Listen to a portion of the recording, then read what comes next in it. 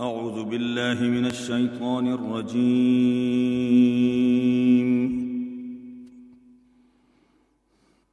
بسم الله الرحمن الرحيم.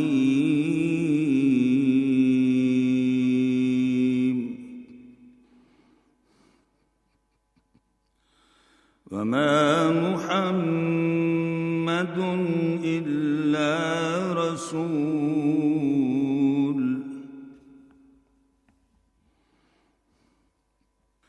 قد خلت من قبله الرسل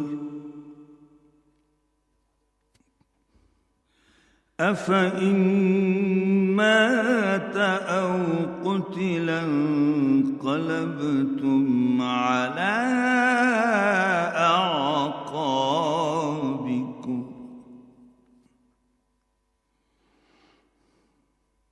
ومن ينقلب على عقبيه فلن يضر الله شيئا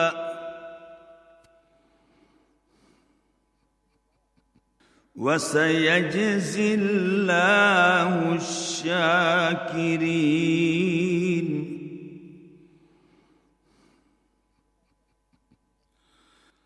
وما كان لنفس أن تموت إلا بإذن الله وما كان لنفس أن تموت إلا بإذن الله كتابا مؤجلا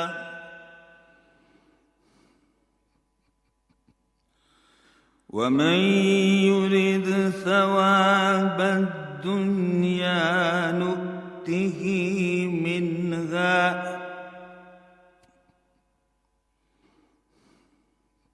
ومن يرد ثواب الآخرة نؤته منها وسنجزي الشاكرين.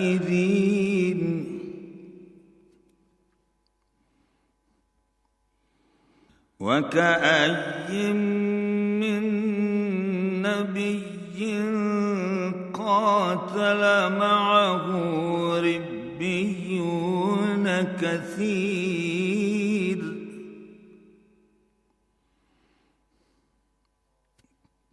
فما وهنوا لما أصابهم في سبيل الله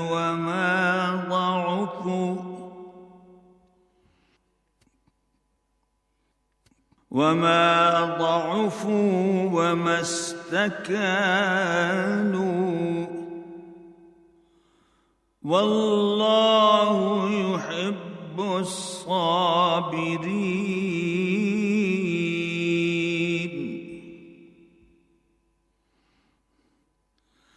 وما كان قولهم إلا أن قالوا ربنا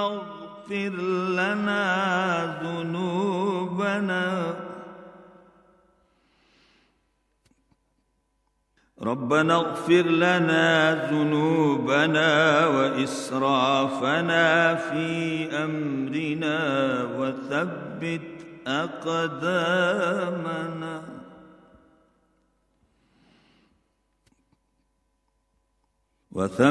أقدامنا وانصرنا على القوم الكافرين.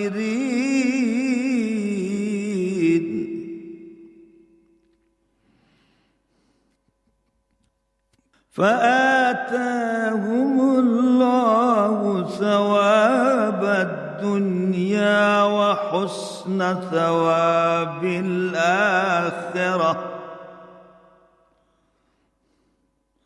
والله يحب المحسنين.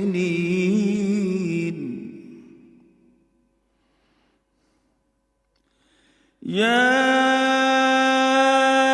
أيها الذين آمنوا إن تطيعوا الذين كفروا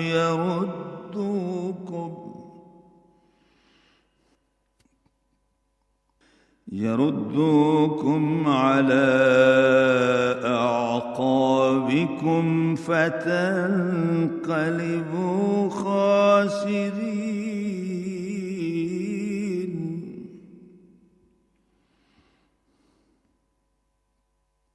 بل الله مولاكم وهو خير الناصرين.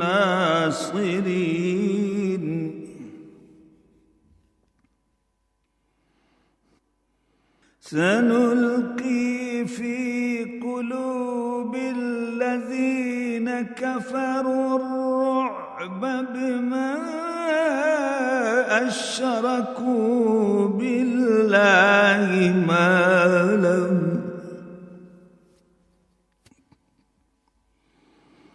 ما لم ينزل به سلطانا ومأواهم النار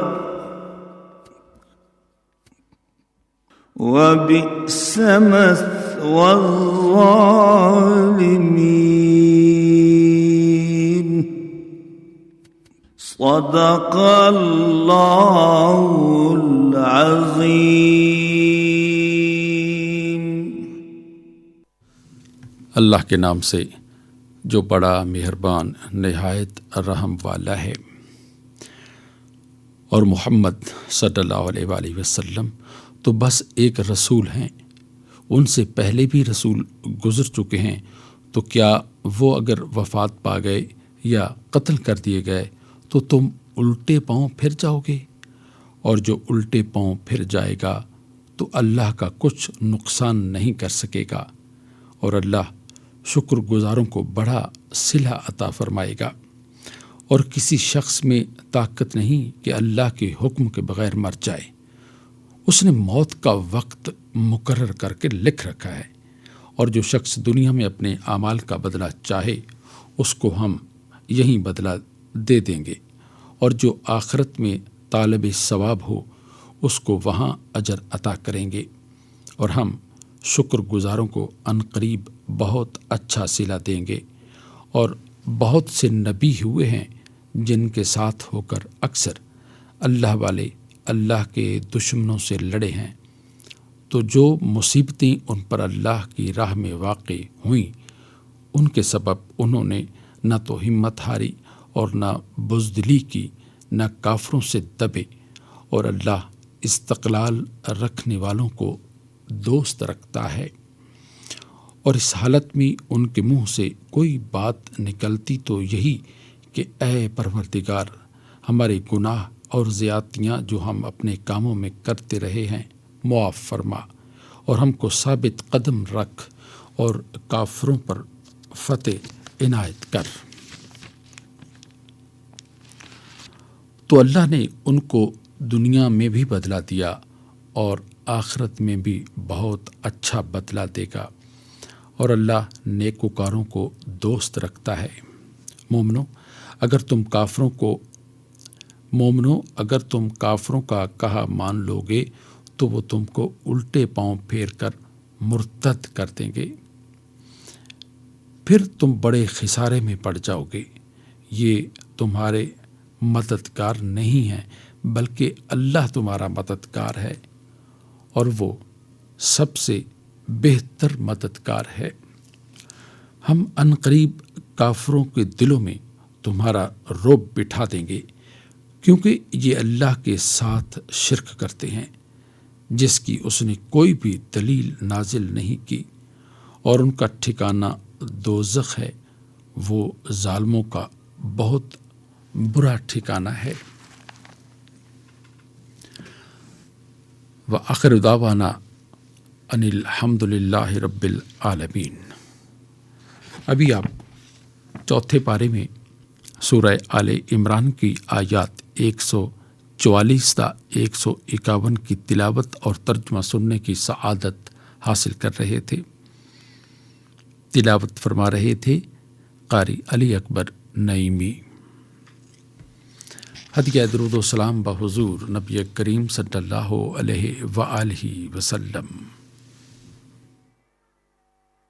اللهم صل على محمد اللهم صل على محمد وعلى آله وصحبه وسلم اللهم صل على محمد اللهم صل على محمد وعلى آله وصحبه وسلم اللهم صل على محمد اللهم صل على محمد وعلى آله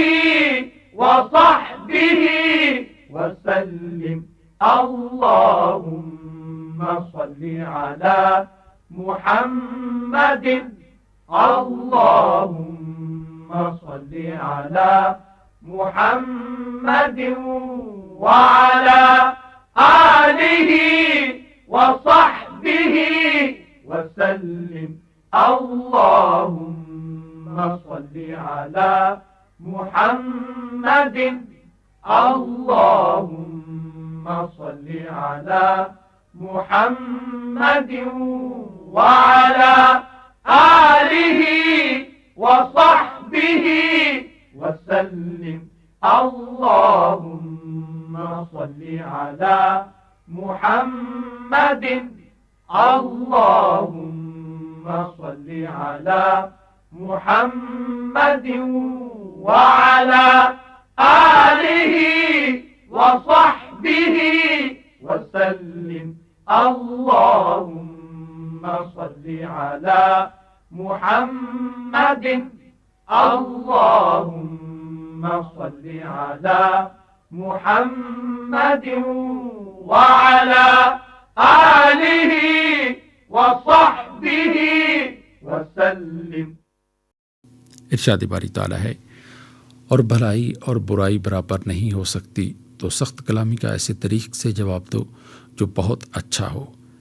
ایسا کرنے سے تم دیکھو گے کہ جس میں اور تم میں دشمنی تھی وہ تمہارا گرم جوش دوست ہے، اور یہ بات انہی لوگوں کو حاصل ہے جو برداشت کرنے والے ہیں، اور انہی لوگوں کو حاصل ہوتی ہے جو بڑے ہی صاحب نصیب ہیں۔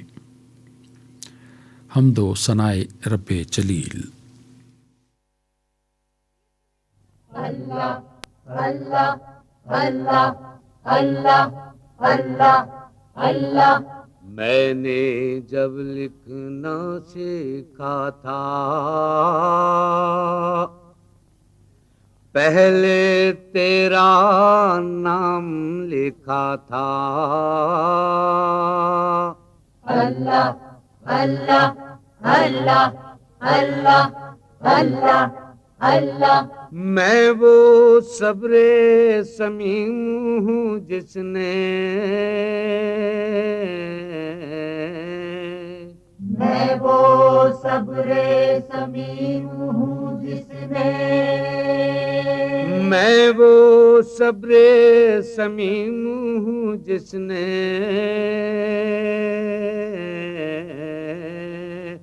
بار امانت سر پہ لیا تھا بار امانت سر پہ لیا تھا۔ اللہ اللہ اللہ اللہ اللہ اللہ۔ میں وہ اس میں عظیم ہوں جس کو میں وہ اس میں عظیم ہوں جس کو میں وہ اس میں عظیم ہوں جس کو جن و ملک نے سجدہ کیا تھا، جن و ملک نے سجدہ کیا تھا۔ اللہ اللہ اللہ اللہ اللہ اللہ، تجھ بن ساری عمر گزاری، تجھ بن ساری عمر گزاری، تجھ بن ساری عمر گزاری، لوگ کہیں گے تو میرا تھا، لوگ کہیں گے تو میرا تھا۔ اللہ اللہ اللہ اللہ اللہ اللہ، جو پایا وہ بھی تیرا ہے، جو پایا وہ بھی تیرا ہے، جو پایا وہ بھی تیرا ہے، جو کھویا وہ بھی تیرا تھا، جو کھویا وہ بھی تیرا تھا۔ اللہ اللہ اللہ اللہ اللہ اللہ، پہلی بارش بھیجنے والے، پہلی بارش بھیجنے والے، پہلی بارش بھیجنے والے، میں تیرے درشن کا پیاسا تھا، میں تیرے درشن کا پیاسا تھا۔ اللہ اللہ اللہ اللہ اللہ اللہ، میں نے جب لکھنا سیکھا تھا، اللہ پہلے تیرا نام لکھا تھا، میں نے جب لکھنا سیکھا تھا، پہلے تیرا نام لکھا تھا۔ اللہ اللہ اللہ اللہ اللہ اللہ اللہ اللہ اللہ۔ نذرانہ حمد پیش کر رہے تھے منصور تابش اور ساتھی، کلام تھا ناصر کاظمی کا۔ آئیے تقریر کے سلسلے درس حدیث میں حافظ عبد القدوس میمن کی گفتگو سنتے ہیں۔ الحمد للہ رب العالمین والعاقبۃ للمتقین والصلاة والسلام علی سید الانبیاء والمرسلین، اما بعد فاعوذ باللہ من الشیطان الرجیم، بسم اللہ الرحمن الرحیم۔ ان جندب قال قال رسول اللہ صلی اللہ علیہ وسلم، من قال فی کتاب اللہ برأیہ فاصاب فقد اخطأ، رواہ ابو داؤد۔ حضرت جندب رضی اللہ تعالی عنہ سے روایت ہے کہ رسول اللہ صلی اللہ علیہ وآلہ وسلم نے ارشاد فرمایا، جس شخص نے کتاب اللہ کے بارے میں اپنی رائے سے کوئی بات کی، اگر وہ درست بھی تب بھی وہ غلطی پر ہے۔ معزز سامعین کرام، السلام علیکم ورحمۃ اللہ وبرکاتہ۔ قرآن مجید فرقان حمید اللہ رب العزت کی پاکیزہ عظیم کتاب ہے، جو جبرائیل امین علیہ السلام کی وساطت سے خاتم النبیین رحمت للعالمین محمد عربی صلی اللہ علیہ وسلم کے قلب اطہر پر نازل ہوا، جس کے بارے میں اللہ رب العزت نے ارشاد فرمایا، ذالک الکتاب لا ریب فیہ، یہ وہ کتاب ہے جس میں کسی قسم کا شک و تردد نہیں۔ یہ ایسا کلام ہے جس کے متعلق اللہ تبارک و تعالی نے فرمایا انا نحن نزلنا الذکر و انا لہ لحافظون، ہم نے اس ذکر قرآن کریم کو نازل کیا ہے اور ہم ہی اس کی حفاظت کر رہے ہیں۔ بتقاضۂ ایمان باللہ، اہل ایمان پر لازم ہے کہ اللہ کی کتاب کلام اللہ کو اللہ کی سچی کتاب ماننا، پاکیزگی اور طہارت کا اہتمام کر کے آداب و احترام ملحوظ خاطر رکھ کر صحیح حروف و مخارج کے ساتھ اس کی تلاوت کرنا، کتاب اللہ کو سمجھنا، اس پر تدبر و تفکر کرنا، اس میں موجود احکامات و ہدایات کی پیروی کرنا بحیثیت مسلمان ہم پر لازم ہے۔ دین اسلام اللہ رب العزت کا پسندیدہ دین ہے۔ ان الدین عند اللہ الاسلام، اللہ کی کتاب اور سنت و سیرت مصطفیٰ صلی اللہ علیہ وسلم اس کی بنیاد ہے۔ کتاب مبین میں اللہ رب العالمین کے جو احکامات ہیں ان کو سچ اور برحق سمجھ کر اپنی زندگی ان کے مطابق بسر کرنا، احکامات و ہدایات ربی جو اللہ رب العزت نے ہماری دنیا اور آخرت سنوارنے کے لیے، ہمیں عزت اور عظمت عطا کرنے کے لیے، دنیا کے فتنوں اور فسادوں سے محفوظ اور مامون کرنے کے لیے بیان فرمائے ہیں۔ اس میں کسی بھی شخص کو اپنی رائے کو مقدم کرنے، اپنی رائے کو کلام اللہ کی ہدایات اور احکامات سے بہتر سمجھنا تو درکنار، اگر کسی شخص کی رائے مطابقت بھی رکھتی ہو پھر بھی انسان ہونے کی وجہ سے غلطی کا امکان ہے۔ چنانچہ ایک تو ہمیں اللہ کے کلام قرآن مجید کے بارے میں، قرآن و حدیث کا اگر ہمیں مطلوبہ علم نہ ہو تو اپنی رائے زنی سے اجتناب کرنا چاہیے اور اپنی لا علمی کا اعتراف کرنا چاہیے۔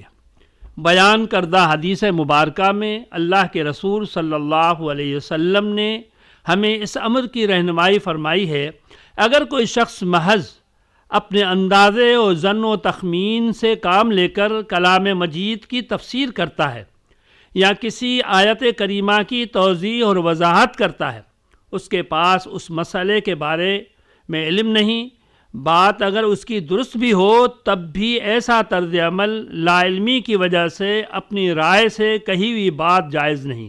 لہذا اللہ کے رسول صلی اللہ علیہ وسلم نے ایسے طرز عمل کی ممانعت فرمائی ہے۔ قرآن و مجید و فرقان و حمید چونکہ اللہ رب العزت کا کلام ہے، اس کی عظمت اور اہمیت کا مکمل ادراک کرنا اور اس کے بیان کرنے کا حق ادا کرنا ہم جیسے عام انسانوں کے بس میں نہیں۔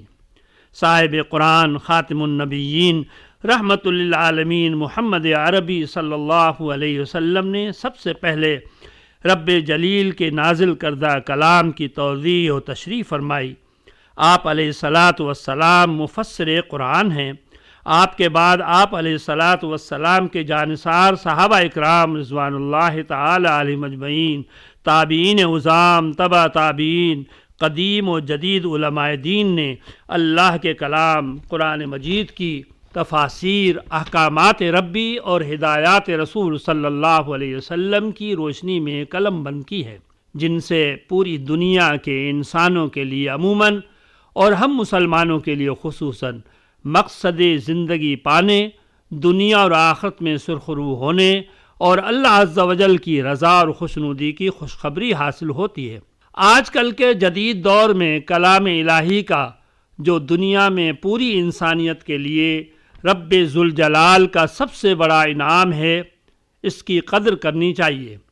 ہم میں سے ہر مسلمان قرآن مجید کو اللہ رب العزت کا سچا کلام تو مانتا ہے، لیکن ہمیں دل سے مان کر قرآن مجید میں ہماری ہدایات اور رہنمائی کے لیے اللہ تعالیٰ نے جو ہدایات اور احکامات بیان فرمائے ہیں ان پر چلنے، عمل کرنے اور ان کو نافذ کرنے کی اشد ضرورت ہے۔ قرآن مجید سراپا رشد و ہدایت کا منبع ہے، علم و نور کا خزانہ ہے اور سب سے بڑی بات کہ اللہ عز و جل کا سب سے بڑا انعام ہے۔ ہمیں چاہیے کہ ہم اللہ کی اس نعمت کی قدر کریں۔ حجۃ الوداع کے مبارک موقع پر آخر الزماں پیغمبر محمد عربی صلی اللہ علیہ وسلم نے یہ ارشاد فرمایا تھا کہ یہ لوگوں، میں تمہارے پاس دو چیزوں کو چھوڑ کر جا رہا ہوں، ایک کتاب اللہ کی کتاب قرآن مجید، اور دوسری اپنی سنت و طریقہ۔ اگر تم ان دونوں کو اپنے سینوں سے لگاؤ گے، یعنی ان پر عمل کرو گے، تو اپنی دنیاوی زندگی بسر کرو گے تو کبھی بھی گمراہ نہیں ہوں گے۔ لہٰذا ہمیں اللہ کی کتاب اور رسول اللہ صلی اللہ علیہ وسلم کی سنت کے مطابق خود بھی چل کر، لوگوں کو چلا کر دنیا اور آخرت میں کامیاب ہونا ہے۔ اللہ تعالی ہم سب کو عمل کرنے کی توفیق مرحمت فرمائے، آمین۔ عمل سے زندگی بنتی ہے جنت بھی جہنم بھی، یہ خاکی اپنی فطرت میں نہ نوری ہے نہ ناری ہے۔ تقاریر کے سلسلے درس حدیث میں گفتگو کر رہے تھے حافظ عبدالقدوس میمن۔ ارشاد نبوی صلی اللہ علیہ وآلہ وسلم ہے، جو شخص تنگ دست کو قرض کی واپسی کے لیے مہلت دے یا اسے معاف کر دے تو قیامت کے روز اللہ تعالیٰ اس کو اپنے سائے میں جگہ دے گا۔ عرش کی عقل دنگ ہے، چرخ میں آسمان ہے،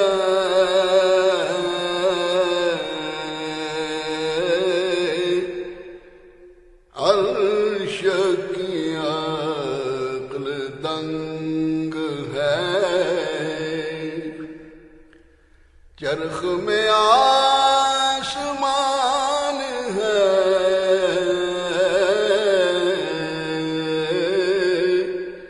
جانے مراد اب کدھر، ہائے تیرا مکان ہے،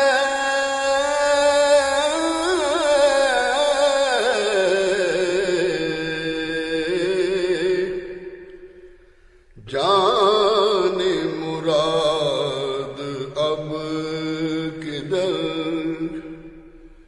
ہائے تیرا مکان ہے۔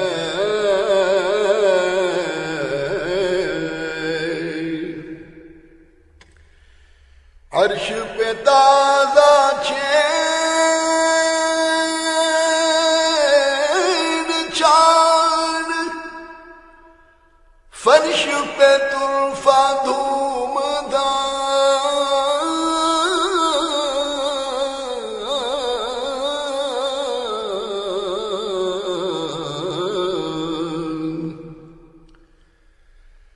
عرش پہ تازہ چھین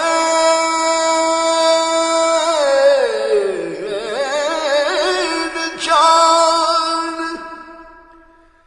فرش پہ طرفہ دھوم دان،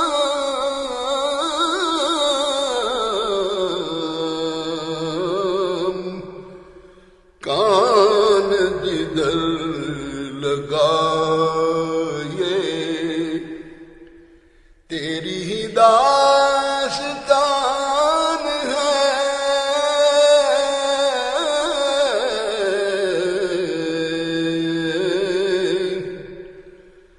کان جدھر لگائے تیری ہی داستان ہے۔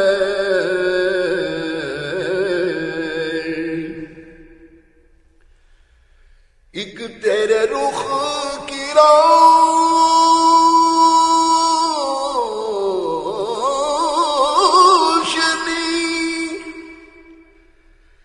چین ہے دو جہان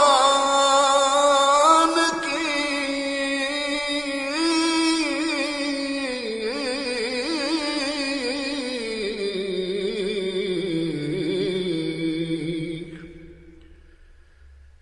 ایک تیرے رخ کی روشنی،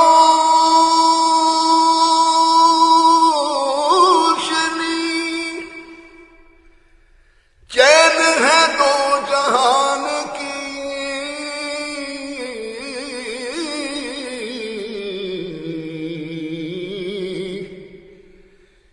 انس کا انس اسی سے ہے،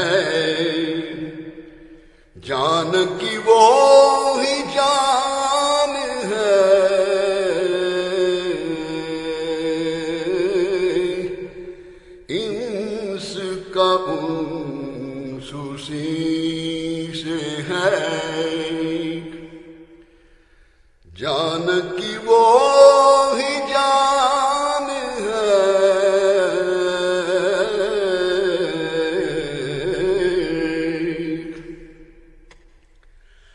وہ جو نہ تھے، وہ جو نہ تھے تو کچھ نہ تھا،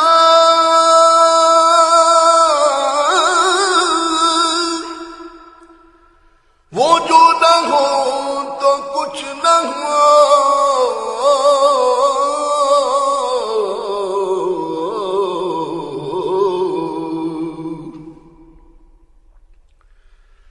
وہ جو نہ تھے تو کچھ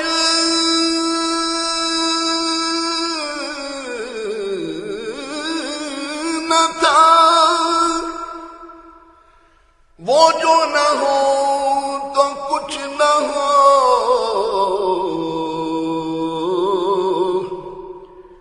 جان ہے وہ جہان کی، جان ہے تو جہان ہے،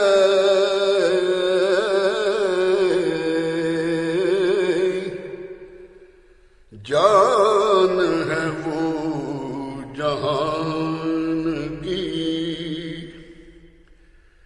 جان ہے تو جہان ہے۔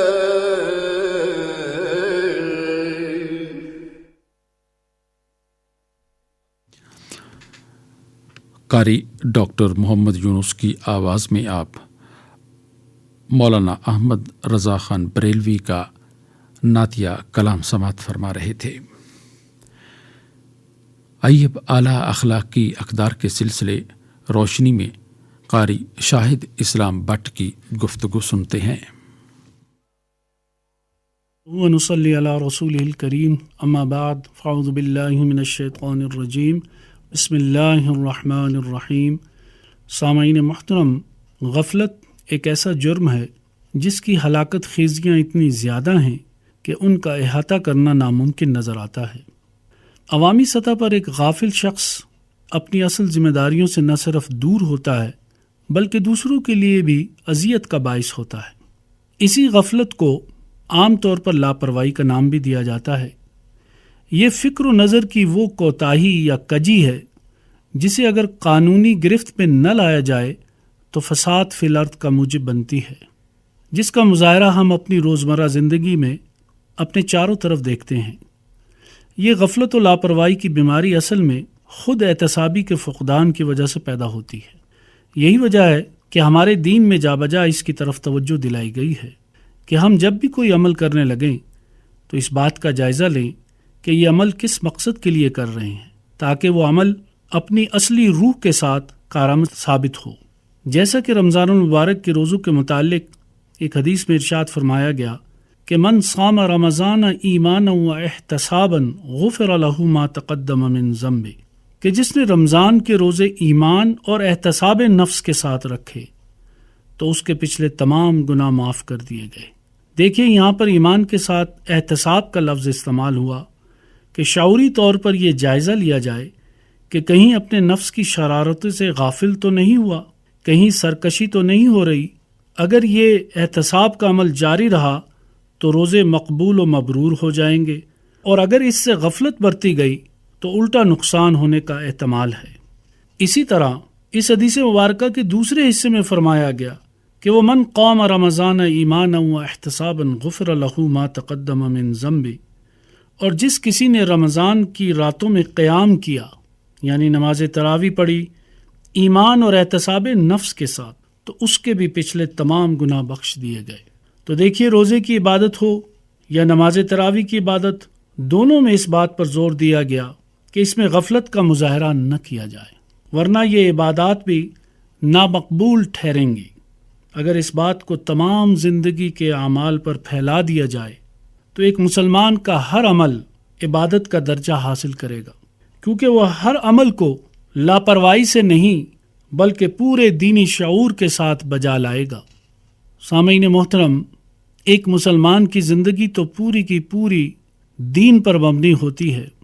اس میں دنیا کی ملاوٹ اس وقت ہوتی ہے جب وہ اپنے اصل مقصد سے ہٹ جاتی ہے، اور وہ اصل مقصد ہمیں دین نے سکھایا ہے، اور وہ ہے خدا کی یاد یا اپنے اللہ کی خوشنودی یا اس کی رضا جوئی، اور اس کو بھلا دینے کی وجہ سے انسان غفلت کی ہلاکت خیزی کا شکار ہو جاتا ہے، اور پھر طرح طرح کے جرائم اور گناہوں کا مرتکب ہوتا ہے، کیونکہ وہ اشرف المخلوق کے درجے سے گر کر جانوروں کے درجے پر آ جاتا ہے، بلکہ ان سے بھی گر کر نچلے درجہ پر آ جاتا ہے، اور وجہ اس کی صرف اور صرف غفلت قرار پاتی ہے، جیسا کہ سورہ حشر میں فرمایا گیا کہ وَلَا تَكُونُوا كَالَّذِينَ نَسُوا اللَّهَ فَأَنسَاهُمْ أَنفُسَهُمْ أُولَئِكَ هُمُ الْفَاسِقُونَ، کہ اور دیکھنا تم ان لوگوں کی مانند نہ ہو جانا کہ جنہوں نے اللہ کو بھلا دیا تو اللہ نے انہیں اپنے نفسوں سے غافل کر دیا، اور یہی لوگ فاسق و گناہگار ہیں۔ اور یہ خدا سے غفلت انسان کو اندھا بہرا بنا دیتی ہے، اور اس کا دل، آنکھیں اور کان حقیقت کو دیکھنے اور سننے سے عاری ہو جاتی ہیں، جیسا کہ قرآن پاک میں فرمایا گیا کہ ان کے دل ہیں لیکن تفقہ سے خالی، یعنی سمجھ بوجھ سے خالی، ان کی آنکھیں ہیں لیکن حقیقت کو دیکھنے سے اندھی، ان کے کان ہیں لیکن حقیقت کو سننے سے عاری۔ یہ لوگ چوپائے ہیں بلکہ ان سے بھی گئے گزرے، اور وہ غفلت کا شکار ہیں۔ اور اسی بنیاد پر مولانا روم رحمۃ اللہ علیہ نے دین و دنیا کی تقسیم کو اپنے اس شعر میں بڑی خوبصورتی سے واضح فرمایا ہے کہ چیز دنیا از خدا غافل بدن، نے قماش و نقرہ و فرزند و زن، کہ دنیا کیا ہے؟ خدا سے غافل ہونے کا نام ہے۔ یہ دنیا کاروبار، سونا چاندی اور اولاد و بیوی کا نام نہیں ہے، بلکہ خدا سے غافل ہونے کا نام دنیا ہے۔ اللہ تبارک و تعالی سے دعا ہے کہ وہ ہمیں اس غفلت سے نکالے اور ہر وقت اپنی یاد سے ہمارے دل و نگاہ کو معطر و روشن رکھے۔ آمین۔ وآخر دعوانا ان الحمد للہ رب العالمین۔ اعلیٰ اخلاقی اقدار کے سلسلے روشنی میں گفتگو کر رہے تھے قاری شاہد اسلام بٹ۔ ارشاد نبوی صلی اللہ علیہ وآلہ وسلم ہے، مسلمان کو گالی دینا گناہ ہے اور اس کو قتل کرنا کفر ہے۔ بسا ہے خیالوں میں کوئے مدینہ، میرے دل میں ہے آرزوئے مدینہ، بسا ہے خیالوں میں کوئے مدینہ، میرے دل میں ہے آرزوئے مدینہ، رہے روز و شب لب پہ نام محمد، رہے روز و شب لب پہ نام محمد، رہے رات دن گفتگوئے مدینہ، رہے رات دن گفتگوئے مدینہ، میرے دل میں ہے آرزوئے مدینہ، طلب اس سے بڑھ کر نہیں اور کوئی، طلب اس سے بڑھ کر نہیں اور کوئی، اگر ہے تو بس آرزوئے مدینہ، اگر ہے تو بس آرزوئے مدینہ، میرے دل میں ہے آرزوئے مدینہ، خدا مجھ کو لے جائے اس آستاں پر،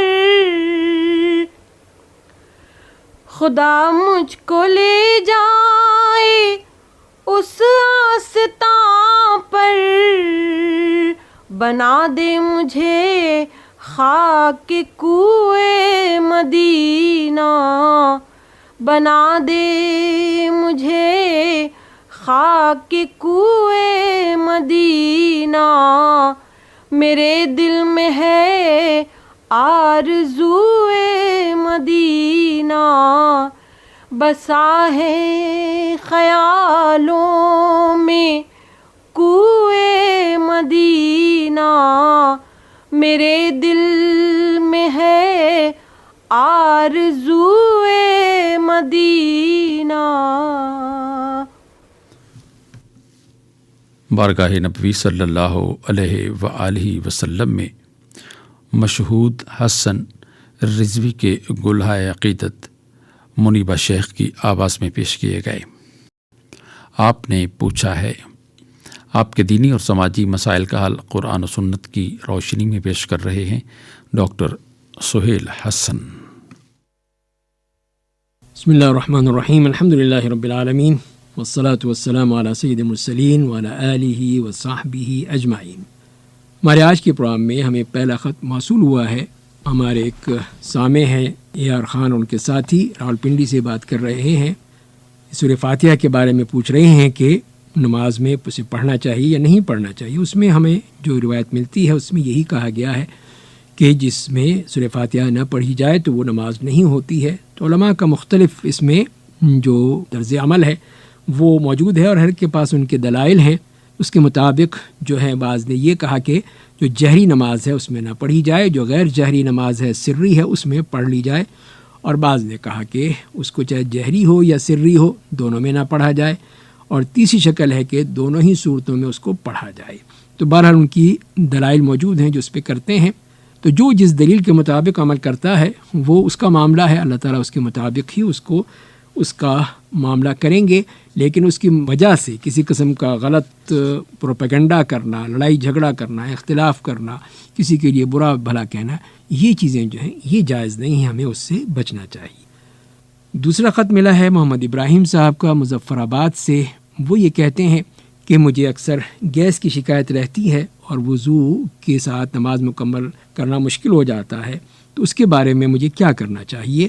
تو اس کے جواب میں عرض یہ ہے کہ ایسی چیزیں جو کہ انسان کے بس سے باہر ہو جاتی ہیں کہ وہ اس پہ کنٹرول نہیں کر پاتا ہے، تو اس کے لیے پھر یہ چھوٹ دی گئی ہے شریعت میں کہ وہ پھر اس نماز کے لیے وضو کر لے، اور اس مرحلے کے درمیان جو بھی اس کے ساتھ ہوتا رہے تو وہ پھر نماز اس کی ہو جائے گی، لیکن اگلے نماز کے لیے اسے دوبارہ وضو کرنا ہوگا، اور اس طرح ہر نماز کے لیے وضو کرے گا، اور اس دوران اگر کسی قسم کا کوئی بھی ایسا معاملہ ہو جاتا ہے کہ اس کا وضو نہیں رہتا ہے لیکن اس کی نماز ہو جائے گی، اس لیے کہ بار بار وضو کرنا یہ تو انسان کے لیے بہت ہی مشکل امر ہے اور وہ ناقابل طاقت ہے۔ تو اسی لیے پھر بہتر یہی ہے کہ وہ ایک دفعہ وضو کر لے اور اس وقت میں، اس نماز کے وقت میں جتنی بھی نمازیں ہیں، یعنی نوافل ہیں، سنتیں ہیں، فرائض ہیں، وہ ادا کر لیں، اور اس کے بعد پھر وہ اس سے پوری طرح بری ذمہ ہو جائیں گے۔ ایک اور خط ہمیں ملا ہے گلستان خان صاحب کا کالا باغ سے، وہ یہ کہتے ہیں کہ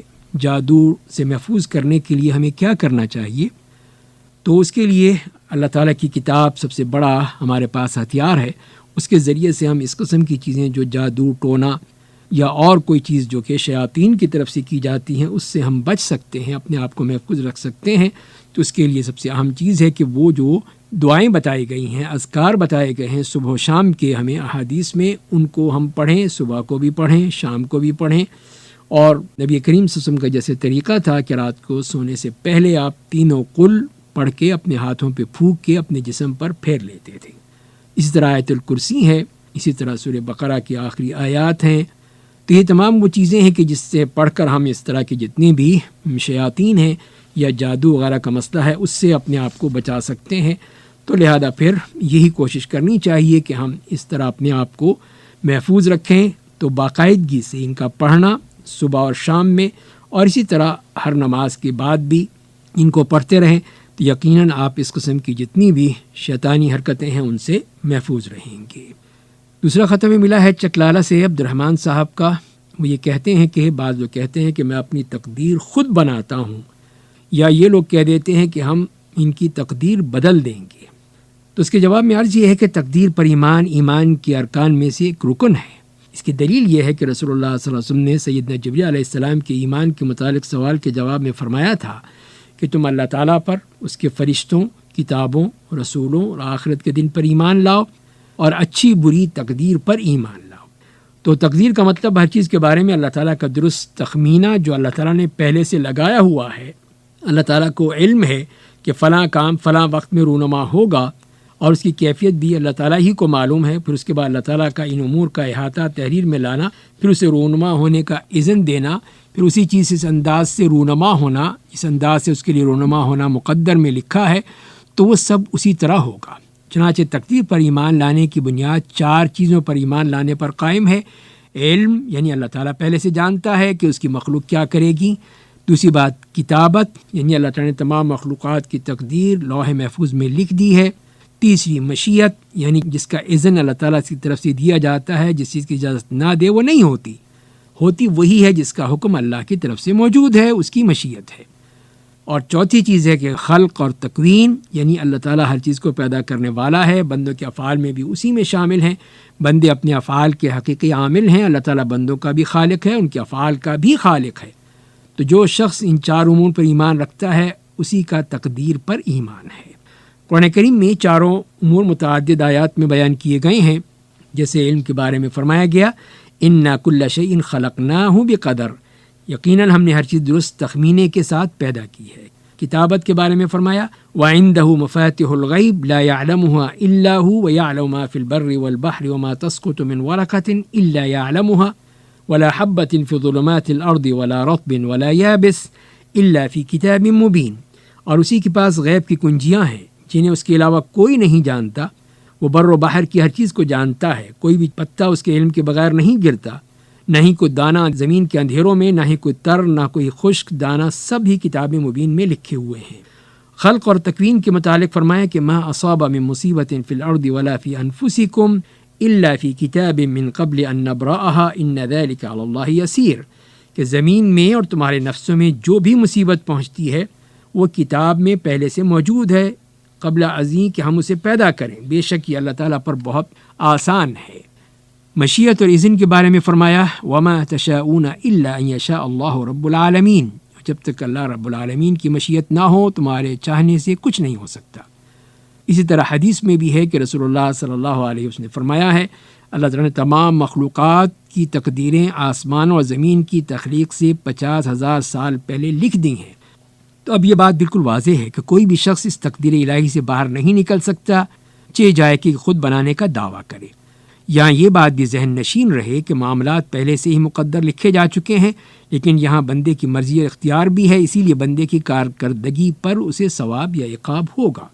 البتہ بندے کی مرضی اللہ تعالیٰ کی مرضی کے تابع رہتی ہے، اس کے تحت ہے، اسی لیے کائنات میں اللہ کے ارادے کے بغیر کوئی چیز رونما نہیں ہو سکتی۔ یہی ارشاد باری تعالیٰ ہے وما تشاءون الا ان یشاء اللہ رب العالمین، اور جب تک اللہ تعالیٰ رب العالمین کی مشیت نہ ہو تمہارے چاہنے سے کچھ نہیں ہو سکتا۔ تو یہاں اللہ تعالیٰ نے بندے کے لیے مرضی اور چاہت کو ذکر کیا ہے، لیکن اسے اللہ تعالیٰ کی مرضی اور مشیت کے تابع قرار دیا ہے۔ اس بنا پر اگر کوئی شخص یہ کہتا ہے کہ میں اپنی تقدیر خود بناتا ہوں یا میں کسی کی بنا سکتا ہوں، تو اس کا مطلب یہ ہے کہ وہ اللہ تعالیٰ کی تقدیر کے تابع نہیں ہے، یا وہ تقدیر بدل سکتا ہے یا تقدیر سے باہر بھی جا سکتا ہے، یا اس کا مطلب یہ ہے کہ وہ تقدیر پر ایمان نہیں رکھتا۔ تو ان تمام صورتوں میں وہ شخص غلط اور واضح گمراہی میں ہے، کیونکہ اس کی یہ بات ایمان کے اس عظیم رکن پر یقین رکھنے سے بالکل متصادم ہے۔ تو لہذا ہمیں خیال رہنا چاہیے اور ایسی بات زبان پر نہیں لانی چاہیے جو صرف اور صرف اللہ کا عمل ہے۔ اللہ تعالی ہمیں سمجھنے اور عمل کرنے کی توفیق عطا فرمائے۔ آپ نے پوچھا ہے، آپ کے دینی اور سماجی مسائل کا حل قرآن و سنت کی روشنی میں پیش کر رہے تھے ڈاکٹر سہیل حسن۔ سامعین، اگر آپ بھی اس سلسلے میں کوئی سوال پوچھنا چاہیں تو خط لکھنے کے لیے ہمارا پتہ نوٹ فرما لیجیے۔ انچارج پروگرام حی علی الفلاح، پوسٹ باکس نمبر 2010 یعنی 2010 ریڈیو پاکستان، اسلام آباد۔ دامان تخیل ہے، کفی باد صبا ہے،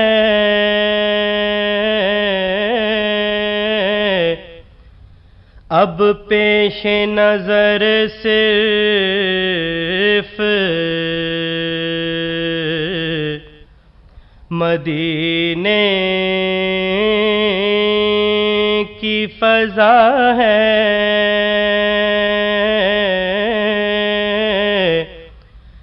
اب پیش نظر صرف مدینے کی فضا ہے، گزرے گا کوئی قافلہ شوق ادھر سے، گزرے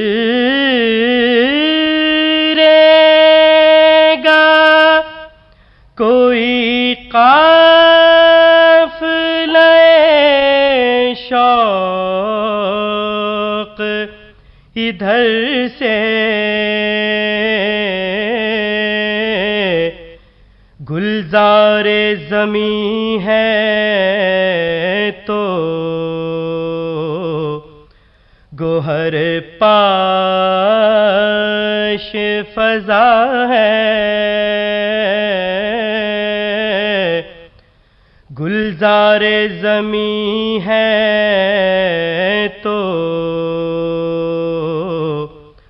گوہر پاش فضا ہے، وہ کون ہے جس کے لیے تابندہ سحر نے، وہ کون ہے جس کے لیے تابندہ سحر نے تصویر محبت میں نیا رنگ بھرا ہے، تصویر محبت میں نیا رنگ بھرا ہے، اللہ نے جس نور کو محبوب بنایا، اللہ نے جس نور کو محبوب بنایا، زینت دہ کونین وہی صلی اللہ ہے، زینت دہ کونین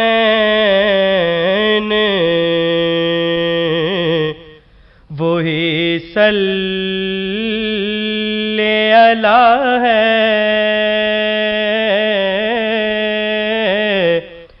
دامان تخیل ہے، کف باد صبا ہے،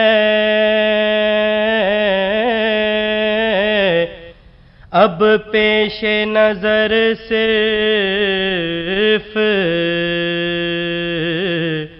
مدینے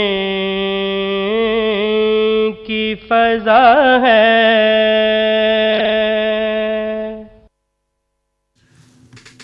کیف بنارسی کا نعتیہ کلام پیش کر رہے تھے محمد وسیم۔ قرآن حکیم اور ہماری زندگی کے سلسلے میں سورہ اعراف کی آیات 123 تا 126 کی کے مضامین کے حوالے سے گفتگو کر رہے ہیں قاری عبداللطیف ساجد۔ الحمد للہ والصلاة والسلام على رسول اللہ۔ اعوذ باللہ من الشیطان الرجیم، بسم اللہ الرحمن الرحیم۔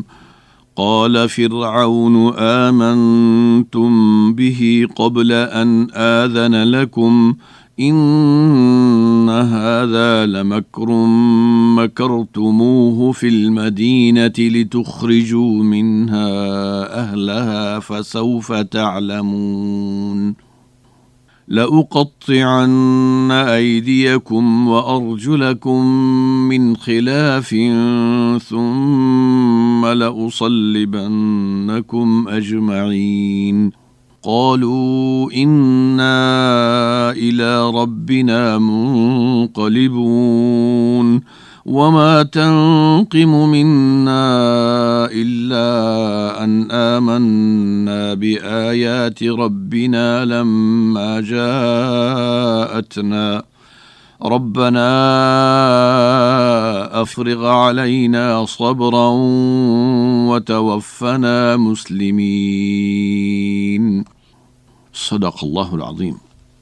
آذن میں اجازت دوں، قبل ان آذن لکم قبل اس کے کہ میں تمہیں اجازت دوں، لمکرم مکرتموہ ایک چال ہے جو تم نے مل کر چلی ہے، لأقطعن میں بری طرح کاٹ ڈالوں گا، ایدیکم وارجلکم من خلاف تمہارے ہاتھ اور تمہارے پاؤں مخالف سمت سے، لأصلبنکم میں تمہیں ضرور سولی دوں گا، منقلبون لوٹنے والے، وما تنقم منا اور نہیں ہے تجھ کو دشمنی ہم سے، الا ان آمنا بآیات ربنا سوائے اس کے کہ ہم اپنے رب کی آیات پر ایمان لے آئے ہیں، افرغ علینا صبرا فیضان کر دے ہم پر صبر کا، وتوفنا مسلمین اور ہمیں موت دینا حالت اسلام میں، اطاعت شعری میں۔ ترجمہ، فرعون نے کہا تم اس پر اس سے پہلے ایمان لے آئے کہ میں تمہیں اجازت دوں؟ بے شک یہ تو ایک چال ہے جو تم نے اس شہر میں چلی ہے تاکہ تم اس سے اس کے رہنے والوں کو نکال دو، سو تم جلد جان لوگے، یقیناً میں ضرور تمہارے ہاتھ اور تمہارے پاؤں مخالف سمجھ سے بری طرح کاٹوں گا، پھر یقیناً تم سب کو ضرور بری طرح سولی دوں گا۔ انہوں نے کہا یقیناً ہم اپنے رب ہی کی طرف لوٹنے والے ہیں، اور تو ہم سے اس کے سوا کس چیز کا بدلہ لے رہا ہے کہ ہم اپنے رب کی آیات پر ایمان لے آئے؟ جب وہ آیات ہمارے پاس آئیں، اے ہمارے رب ہم پر صبر کا فیضان کر دے اور ہمیں اس حالت میں فوت کر کہ ہم فرما بردار ہوں۔ سامعین کرام، آپ نے سورۃ الاعراف آیات 123 تا 126 کی تلاوت اور ترجمہ سنا۔ قال فرعون آمنتم به قبل ان آذن لکم، یعنی جادوگروں نے حضرت موسیٰ علیہ السلام کے پیش کردہ معجزات کو دیکھا تو انہیں حضرت موسیٰ علیہ السلام کی صداقت اور حقانیت کا یقین ہو گیا، اور انہوں نے فوراً ایمان لانے کا اعلان کر دیا اور بے خود ہو کر سجدہ ریز ہو گئے، اور تماشائی عوام میں بھی سمجھدار لوگ ایمان لے آئے۔ اس پر فرعون سیخ پا ہو کر کہنے لگا آمنتم به قبل ان آذن لکم، میری اجازت کے بغیر ہی تم اس پر ایمان لے آئے ہو، اور ان پر یہ الزام لگایا کہ تم سب موسیٰ اور اس کے بھائی ہارون سے ملے ہوئے ہو، اور تم نے یہ سارا ڈرامہ کیا ہے تاکہ اس ملک کے باسیوں کو وطن سے نکال باہر کرو۔ اب اپنا حشر دیکھنا کہ میں تمہیں کیسی عبرتناک سزا دیتا ہوں، لأقطعن ایدیکم وارجلکم من خلاف ثم لأصلبنکم اجمعین، تمہارے ہاتھ اور پاؤں مخالف سمت سے کاٹ کر تمہیں سولی پر لٹکاؤں گا۔ عام طور پر لوگ سولی اور پھانسی کو ایک ہی چیز سمجھتے ہیں، حالانکہ یہ دو الگ الگ چیزیں ہیں۔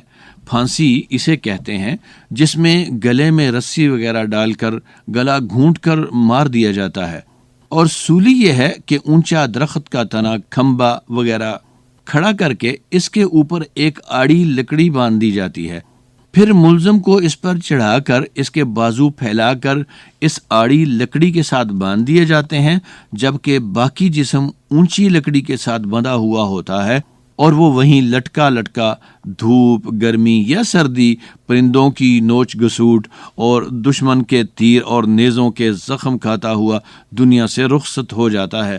فرعون کا طریقہ تو اس سے بھی بھیانک تھا۔ وہ باندھنے کی بجائے میخیں اور کیل ٹھونک دیتا تھا، جو کہ اور بھی اذیت کا باعث ہوتا تھا۔ اس دنیا میں ہر متکبر اور سرکش یہی چاہتا ہے کہ لوگ بس اس کی ہاں میں ہاں ملاتے رہیں، اور جب ایسے ڈکٹیٹر دلیل کے میدان میں ہار جاتے ہیں تو الزام تراشیاں، جیل، پھانسی، قتل کی دھمکیوں پر اتر آتے ہیں۔ مگر جب ایمان کی روشنی کسی کے دل تک سرایت کر جائے تو مومن کسی بڑی سے بڑی سزا کو بھی خاطر میں نہیں لاتا۔ چنانچہ یہی کام فرعون نے کیا۔ جب وہ دلیل کے میدان میں شکست خوردہ ہوا تو سزا دینے کی دھمکی پر اتر آیا اور فی الفور عوام کے سامنے 2 الزام لگا دیے۔ پہلا یہ کہ یہ سب ان جادوگروں اور موسیٰ علیہ السلام کی باہمی سازش ہے، اور دوسرا یہ کہ یہ لوگ اس سازش کے ذریعے سے مصریوں کو ملک بدر کر کے حکومت پر قبضہ جمانا چاہتے ہیں۔ ایمان لانے والے لوگوں نے فرعون کی دھمکیوں کے جواب میں کہا، قالوا انا الى ربنا منقلبون وما تنقم منا الا ان آمنا بآیات ربنا لما جاءتنا۔ ہم اپنے پروردگار ہی کی طرف لوٹنے والے ہیں، یعنی موت سے کسی حالت میں چھٹکارا نہیں، موت تو کسی نہ کسی شکل میں آنی ہی آنی ہے۔ اگر ہماری قسمت میں اسی طرح موت لکھی ہے تو ہمیں قبول ہے، لیکن یاد رہے کہ یہ سزا ہمارے کسی جرم پر نہیں بلکہ اپنے حقیقی رب اللہ پر ایمان لانے کی وجہ سے ہوگی۔ جس اللہ پر ہم ایمان لائے ہیں اسی اللہ سے دعا گو ہیں، ربنا افرغ علینا صبرا وتوفنا مسلمین، کہ اے ہمارے رب ہم پر صبر کا فیضان کر دے اور ہمیں اسلام کی حالت میں فوت کرنا کی وجہ سے اطاعت شعاری اور اسلام کا دامن چھوٹنے نہ پائے۔ یہاں لمحہ فکریہ یہ ہے کہ کچھ ہی دیر پہلے یہی جادوگر فرعون کے قرب کی بھیک مانگ رہے تھے۔ ایمان لاتے ہی اللہ کے ساتھ حقیقی تعلق نے ان کے ذہن و قلب میں اس فرعون کی ساری ہیبت و سطوت کو پار دیا۔ وہی لوگ فرعون کی اس بھیانک دھمکیوں کو خاطر میں نہ لاتے ہوئے اس کی آنکھوں میں آنکھیں ڈال کر دو بدو جواب دے رہے ہیں۔ یہی حقیقی آزادی ہے اور یہی حقیقی امن و سعادت ہے جسے محسوس کیا جا سکتا ہے مگر الفاظ میں بیان نہیں کیا جا سکتا، اور یہ صرف اور صرف خالص توحید اور پختہ ایمان کا ثمر ہے، جس کے بارے میں علامہ محمد اقبال رحمۃ اللہ علیہ نے فرمایا تھا، دو عالم سے کرتی ہے بیگانہ دل کو، عجب چیز ہے لذت آشنائی۔ قرآن پاک میں بیان کردہ یہ حقائق آئندہ آنے والے لوگوں کی عبرت کے لیے ہیں۔ ارشاد باری تعالی ہے، ان فی ذلک لعبرۃ لمن یخشی، ان واقعات میں اللہ کی پکڑ کا اندیشہ رکھنے والے لوگوں کے لیے عبرت ہے۔ رہے وہ لوگ جو سمجھ بوجھ عقل و خرد سے محروم ہیں، وہ آج بھی فرعون ہیں۔ ظلم کر کے انہیں اللہ کی گرفت کا کوئی اندیشہ نہیں ہوتا، مگر اللہ کے دستور کے مطابق ان ظالموں کی بھی گرفت ہوتی ہے۔ ان کے بعد آنے والے عقل و خرد سے محروم پھر بھی عبرت حاصل نہیں کرتے، اور یہ ظلم اور مکافات عمل کا سلسلہ ہنوز جاری ہے۔ اللہم لا تسلط علینا بذنوبنا خافک فینا ولا یرحمنا، آمین۔ قرآن حکیم اور ہماری زندگی کے سلسلے میں سورہ اعراف کی آیات 123 تا 126 کے مضامین کے حوالے سے گفتگو کر رہے تھے قاری عبداللطیف ساجد۔ اللهم صل على محمد اللهم صل على محمد وعلى آله وصحبه وسلم۔ آئیے پروگرام کے ان اختتامی لمحات میں اللہ تعالیٰ کے حضور دعا کے لیے ہاتھ پھیلائیں۔ اللہ الرحمن الرحیم۔ اے رحمان و رحیم آقا، ہم اپنی کوتاہیوں، غلطیوں اور دانستہ گناہوں پر شرمندہ ہیں، نادم ہیں، آپ کی مغفرت کے طلبگار ہیں۔ اے بار الہ ہمیں بخش دیجئے، ہماری انفرادی اور اجتماعی لغزشوں سے درگزر فرما دیجئے، ہمارے جرائم کو معاف فرما دیجئے، ہمیں اس راہ پر لے چلیے جو فلاح و کامرانی کی راہ ہے، جس راہ میں نفرتیں ہوں نہ کدورتیں، عداوتیں ہوں نہ دشمنیاں۔ اے محبتوں کا درس دینے والے آقا، ہمارے دلوں میں ایک دوسرے کے لیے محبت کے جذبات پیدا کر دیجئے، اپنی رسی کو مضبوطی سے تھامتے ہوئے ہمیں امت واحدہ بننے کی توفیق سے نواز دیجئے۔ ایک اللہ، ایک رسول اور ایک قرآن کے ماننے والوں کو ایک پلیٹ فارم پر متحد اور یکجان کر دیجئے، یہاں اسلامی اخوت اور بھائی چارے کی فرما روائی ہو، اظہار و قربانی ہمارا چلن ہو اور غم گساری و ہمدردی ہمارا روزمرہ کا معمول ہو۔ آمین ثم آمین یا رب العالمین، وصلی اللہ علی رسولہ وسلم۔